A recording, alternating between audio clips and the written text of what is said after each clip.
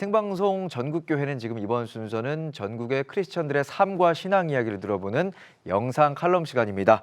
CTS 영남본부에서 준비했는데요. 만나보겠습니다. 영남본부 나와주세요. 네, 안녕하세요. 영남본부 성윤근입니다. 네, 뒤쪽에 보니까 명곡교회도 보이고요. 오늘 나오시는 분이 다음 세대 그리고 문화사역을 접목한 분이라고 들었는데 어떤 분을 만나보나요? 네, 오늘은 미래의 희망인 다음 세대를 위해 특별한 사역을 감당하고 계신 목사님을 만나보려 합니다. 다음 세대를 위한 문화 콘텐츠를 기획해 우리 아이들이 자연스럽게 교회 안으로 들어와 복음을 접할 수 있도록 섬기고 계신 목사님이신데요. 이 땅 가운데 그리스도의 흔적을 남기는 전달자로 살기 소망하시는 명곡교회 이상형 목사님을 영상으로 만나보시겠습니다. 우리 교인들한테 항상 이렇게 말합니다. 우리 아이들이 꽃이 되기를 원한다면 우리 아이들 주변을 꽃밭으로 만들어줘라. 아이들이 사랑의 이유가 되는 것에 대해서 가장 예민하게 반응하는 시기가 청소년기더라.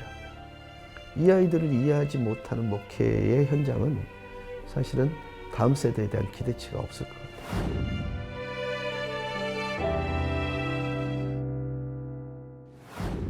저는 전북 고창군 아사면 남산리 도봉이라는 곳에 태어났습니다. 부산서 만약 간다 그랬을 때 7시간, 8시간 걸리는 굉장히 깊은 산골에 자리 잡고 있었어요. 더더군다나 저희 어머님이 무당이셨기 때문에 무당을 어머니로 둔 자식이 교회를 간다는 것은 아시다시피 불가능한 일이었습니다. 외로웠어요. 그러니까 무당의 아들이라는 사실 때문에 누군가 함께 놀아주는 일들이 거의, 그래서 저는 섬같이 고립되었다가 저에게 관심을 가졌던 친구가 있었어요. 그리고 늘 친절했어요. 그 친구를 통해서 교회가 어떤 곳인지, 교회의 문을 이렇게 담을 쌓고 있다가 그 친구를 통해서 다시 교회에 들어가게 됐고, 그것이 계기가 되어서 이제 지금까지 오게 된 것입니다. 고등학교 2학년 때가 제 꿈은 육군사관학교를 가는 것이었습니다. 그런데 갑자기 눈이 나빠지는 거예요. 그래서 제가 갈 수 있는 학교를 보니까 어머니께서는 선생님을 하는 걸 되게 좋아하셨기 때문에 선생할 만한 곳 찾다가, 근데 갑자기 제가 건강에 이상이 온 거예요. 걷는데 입술이 파래지는 거예요. 걷는 자체가 고통스러운 거예요. 나중에 병원에 가보니까 이 판막증인 거예요. 저희 가정은 굉장히 어려운 상태였거든요. 재정적으로든 경제적으로든. 밥 세 끼를 먹는 것조차도 버거운, 병원에 갈 수 없는 상황이었기 때문에 기도 말고 다른 방법이 없었기 때문에 2달 동안 기도하기 시작했죠. 하나님, 저를 낫게 해주시면 제가 평생 하나님을 위해 살게요. 근데 기도하는데 점점점 걷는 게 편안해지는 거예요. 그리고 2달 후에는 완벽하게 제가 정상적인 호흡을 할 수 있고 걸을 수 있었어요. 병원에 가보니까 완치가 됐다는 거예요. 이건 설명 불가능한 일이거든요. 그게 사실은 저를 이곳에 매이게 하는 결정적인 서원이 된 것 같아요. 이제 서원 따라서 저는 이제 다른 대학에 원서를 쓰지 않고 고신대학에 바로 원서를 썼었습니다. 그리고 합격자 발표 날 저희 어머니는 합격자 소식을 들으면서 가출을 하셨습니다. 무당의 자식이 목사가 되는 학교에 들어갔으니까요. 어디에 계신지 모르고 15일 동안 찾아 헤맸습니다. 찾은 곳은 아파트가 한창 세워지는 당시였는데 인부분들의 식사를 해주시고 계셨어요. 그래서 무릎 딱 꿇고 어머니, 제가 다시 한번 생각해 보겠습니다. 그리고 어머니를 모시고 왔어요. 그때 저는 다락방에서 살았습니다. 망치하고 못 3개를 가지고 올라가서 그냥 못을 박아버렸어요. 들어오지도 나가지도 못하게. 그리고 하루 이틀 이게 굶식이겠죠.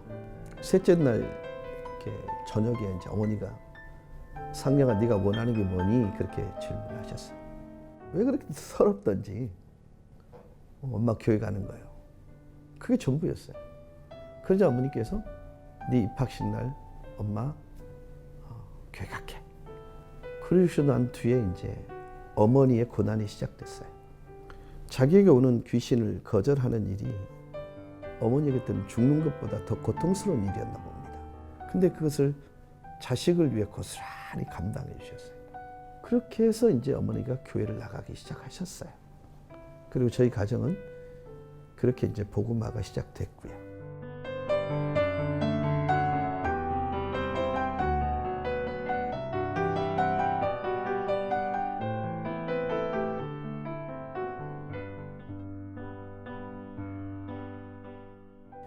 저는 한 분의 정말 괜찮은 선생님을 만났어요. 이영주 선생님이라는 분인데, 그분은 제 성격이 되게 양면적인 성격이 좀 있었던 것 같아요. 청소년기에. 그런 어느 날 이제 식사를 같이 하다가 또다시 어떤 계기가 있어서 제가 손을 뿌리치다가 뜨거운 국물을 그분을 얼굴을 향해서 이렇게 엎어버렸어요. 근데 그때 같으면 소리를 지르셔야 되는데 소리를 지르지 않으셨어요. 상영아, 너 되지 않았니? 이게 그 말이었어요. 근데 그게 어떻게 예수님의 음성처럼 들리는 거예요. 어떻게 자기보다는 나를 먼저 생각하지? 그분에 의해서 내가 서서히 바뀌어가기 시작했어요. 나도 다음에 이영주 선생님이 돼볼까? 이 생각이 저한테는 굉장히 강하게 자리를 잡고 있었습니다. 제가 섬겼던 교회가 지역적으로 보면 굉장히 낙후되어 있는 사상이라는 지역이었어요. 부모님들은 다 공장에 일하러 가셨고요. 아이들은 늘 방치돼 있었어요. 그 아이들을 데리고 학교에서 놀기 시작해봤어요. 근데 이상한 거예요. 아무 말도 아닌데 아이들이 생각을 바꾸는 거예요. 제 말 한마디가. 그리고 그런 아이들 속에서 진짜 인생의 터닝 포인트를 이렇게 경험하는 아이들을 많이 봤습니다. 그래서 제가 섬겼던 이제 사상교회 첫 번째 사역이 중등부를 맡았을 텐데 97명을 제가 받았었습니다. 딱 1년이 지나니까 500명으로 느는 거예요. 그걸 보면서 무슨 생각을 했냐면, 뿌리는데 가장 효과적이고 그다음에 거두는데 가장 많이 거둘 수 있는 방법이 이 아이들의 가치관을 바꿔주면 되겠다는 생각이 든 거예요. 그때부터 이 아이들하고 접촉점을 갖기 위해서 이제 문화적인 어떤 그런 이벤트를 기획하고 콘서트를 기획하고 이 오디션 프로그램을 만드는 것도 괜찮겠다. 그 생각을 해서 이제 원보이스 창원이라는 그런 오디션 프로그램을 만들었지요. 그래서 모바일로 신청을 받았는데 1000팀이 참여를 신청했고요. 본선에 온 사람들이 중고등학생들이 5,000명 정도 참여를 했습니다. 사실 이거는 씨를 뿌리는 거예요. 자연스럽게 교회를 향한 되게 우호적인 생각들을 갖는 거예요. 그래서 다음 세대를 위해서 사실은 저희는 계속 문화적 컨텐츠를 가지고 접근하고 있고요.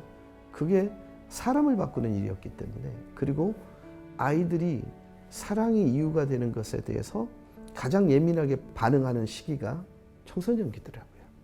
그리고 변화될 때는 완전하게 변화가 되고, 그래서 그 사역이 가장 지속적으로 이루어질 수 있는 그런 계기가 되지 않았을까 생각이 듭니다.